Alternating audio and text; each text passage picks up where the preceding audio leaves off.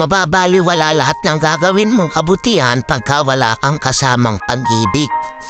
Pag-ibig sa Diyos. Pinakadakilang utos yung pag-ibig sa Diyos. Kaya sabi ni Pablo, kahit meron na ako lang lahat ng pananampalataya, kung wala naman akong pag-ibig, wala akong kabuluhan.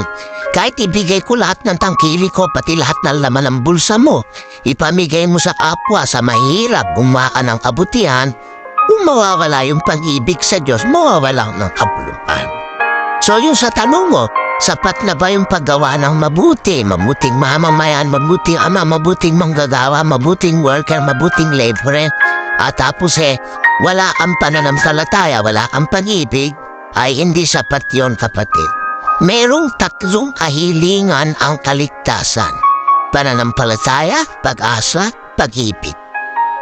Walang pananampalataya, hindi ka magiging kalugod-lugod sa Diyos. Di kailangan may pananampalataya. Kung walang pag-ibig, mawawalan ng kabuluhan pati pananampalataya.